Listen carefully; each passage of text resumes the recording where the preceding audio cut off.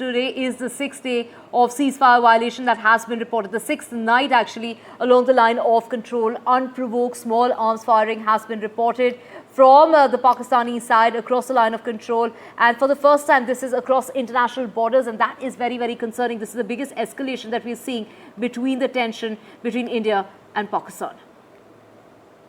That's right. In fact, Indian Army troops responded appropriately. Major ceasefire violation and firing at international border. Besides, last night as well, Pakistan Army violated ceasefire and fired at Nowshera, Sunderbani and Akhnoor sector. And today, of course, it was across the LOC in Baramulla and Kupwara districts, as well as across the international border in Pargawal sector. To know more on this, we'll go straight across to Shiv Arur, who's joining us from Kashmir.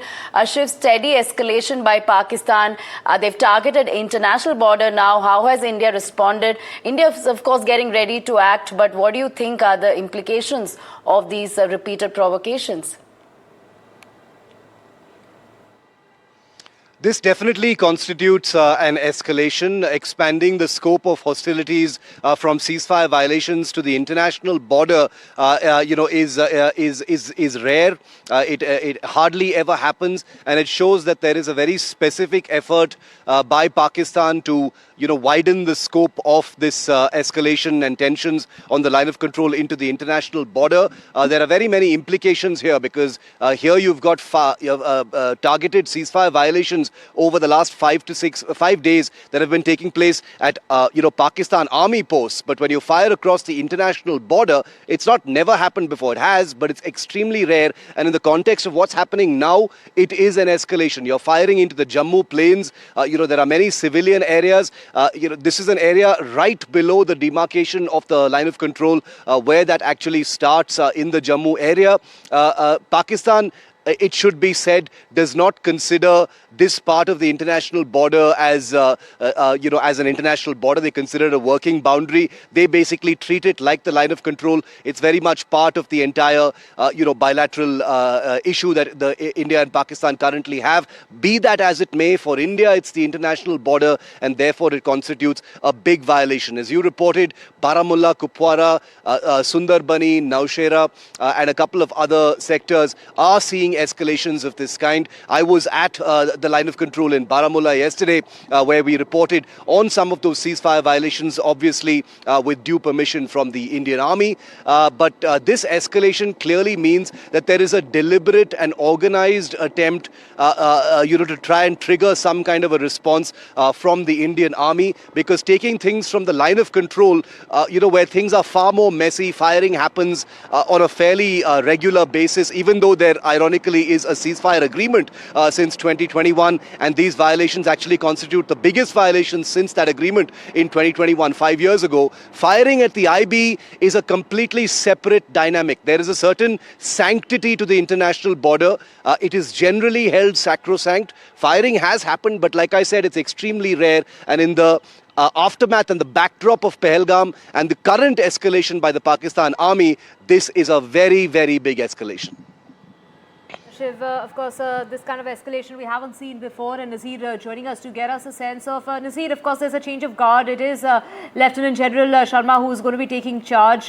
Take us through also, when we talk about this, really comes at a time when the Prime Minister has given full freedom to the forces to decide the targets, the timing, as well as the mode, that they are going to be perhaps in, as far as the targets, the timing and the tactics are concerned for India's response. And of course, take us through the kind of preparations that we are seeing from the Indian side. Well, Indian Army is always prepared for any eventuality, more so along the line of control in Jammu and Kashmir. Whenever, because they are all battle ready. They are always guarding the line of control 24/7. And it's not something new. And whenever there has been any eventuality, Army has decisively responded. Be it, a surgical strike after Uri attack in 2016 or post-Pulwama attack in 2019, Army has always been ready to deal with any eventuality. Having said that, when we talk about, she was talking about ceasefire violations.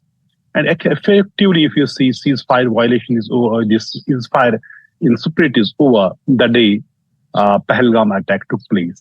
Let me remind our viewer, when the ceasefire agreement was renewed by India and Pakistan Army on 25th of February 2021. There were three important elements of it. Number one, there would not be these border action teams and beheading of the soldiers from both sides. Pakistan will not allow any larger terror group to infiltrate into Jammu and Kashmir. And they will not allow any major terror strike or the massacre. These were three important things which formed the bedrock of that renewal of the ceasefire agreement between India and Pakistan. Apparently, all the three have been violated. And clearly, we see for last 5 days, 6 days now, ceasefire violations taking place. Army has effectively, responded to that ceasefire violation. As she was mentioning, right, it started from the line of control, first from Para, now going right up to Pargawal in Jammu on the international border. And we have seen whenever there was, escalation, where there was tension, Pakistan has often tried to attack in the international border, while we see population living there. They are getting dispersed. They are losing their farming land. They are suffering a great deal. So it is the common people who are in Jammu region, because they live near the borders, and it's a plain area. In those areas, they suffer a great deal, and we have seen it whenever the ceasefire was violated. They bear the worst brunt of that ceasefire violation.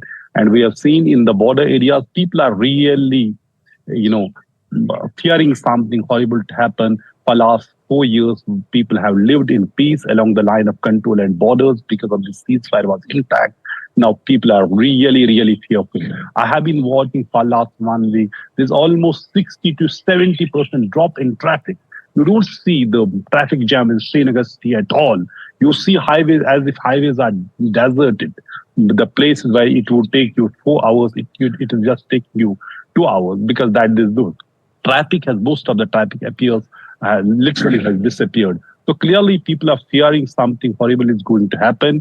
As India clearly is ready for any eventuality, our Prime Minister has given free hand to armed force to decide the timing and the way they are going to act against the adversaries who are behind terror attack in Pahalgam. Right. And also, let me go back to Shiv now. Shiv, India, of course, has not given any indication of what it plans to do next. Of course, high-level meetings are taking place. There is uncertainty on that front. This must certainly be creating panic as far as the Pakistan side is concerned. But take us through, when the move could be. Of course, the details of the move may not be clear. It could be a suspense. But if you could take us through what India plans to do next and the uncertainty on that front. The uncertainty is perhaps the strongest thing as far as India is concerned right now, because, without putting its plans into motion, Pakistan has already had a seizure of anxiety day on day over what this next big move is going to be. There is a sort of dar ka mahal in Pakistan, and I'm not being facetious. This is genuinely the case. You've seen their defense minister and other ministers make all sorts of wild claims of preparedness, in the Pakistan army.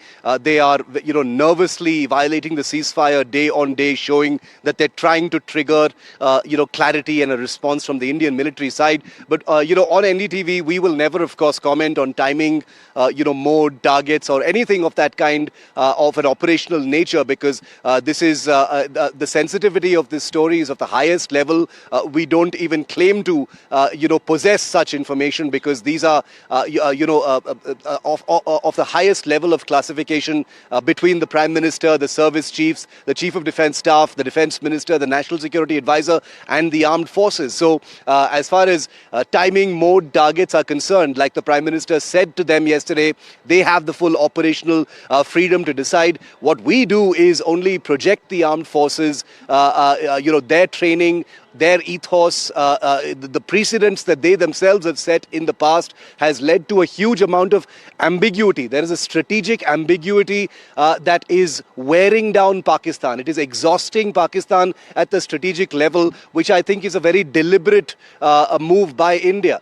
leave them in the dark, make absolutely no indications of what things are really about. The Prime Minister himself has, issued and enunciated his political directive through a couple of speeches, his Mann Ki Baat, and now left it to the operational freedom of the armed forces. That basically means now the soldiers have, the trigger finger and can do precisely what they want. It's of course never that simple. They've shared their plans already with the Prime Minister. India's options are on the table at the highest level. There's a Cabinet Committee on Security meeting later today where some of this will actually come up. But this is basically a wait and watch game right now, and it is clearly a time and place of India's choosing. Right, of course, with the freedom given to the armed forces, of course, Shiv, let's just also go across to Nazir. Nazir, when we talk about the kind of pattern that we're seeing over the last 6 nights, this doesn't seem to be random attacks that are taking place. And of course, when we're talking about the targets, now they're targeting areas that are going towards Jammu as well. Well, it's essentially what she was talking about. It's war of nerves before guns will actually start talking. This type of ceasefire violations are not new along the line of control so long they are contained. So far, army, both sides are using small arms, not the artillery. So that we have to see if that started, if it reached that point. But because it's, as I said, it is war of nerves so far. And in military, strategy, it's always you have to take your adversary by surprise. And they act accordingly, whether it was Balakot strikes or it was surgical strike. Our army took the Pakistani side by surprise. Then they reacted after our army had entered their airspace, their area. So these ceasefire violations are indication that after Pulwama attack, the calm, that too a deceptive calm along the line of control is completely broken. Now it is spreading to the international border as well. As I said earlier, along the international border in Jammu region, large population is living. Even the Jammu city is not far away from the international border or the railroad. So that remains always a challenge whenever there's. And I have seen in several times, large number of people had to migrate from their homes whenever there was ceasefire violation along the international border in Jammu, be it Kutwa, be it Samba, or be it Jammu, RS4, etc. So these are the areas where normally BSF has tried to maintain calm, and they have been in touch with their counterpart of rangers from Pakistan. Even army along the line of control has tried several times in the past, in last few months, held these flag meetings with the Pakistani counterpart. Brigadier level officers meetings were held to ensure that there's some stability along the line of control. So because army wanted to maintain this ceasefire since February 2021, when the ceasefire was renewed between India and Pakistan, we have seen worse times along the line of control when the thousands of people had to flee from their homes. Because what this does, it is actually killing not only destroying the homes, it is killing the livelihood. People cannot go to their farming. It is actually those who live near the borders bear the brunt of these violations. And we have seen this ceasefire violation. The area is spreading from North Kashmir to the Pir Panjal, Pooch Rajouri, and now right up to Pargawal international border in Jammu.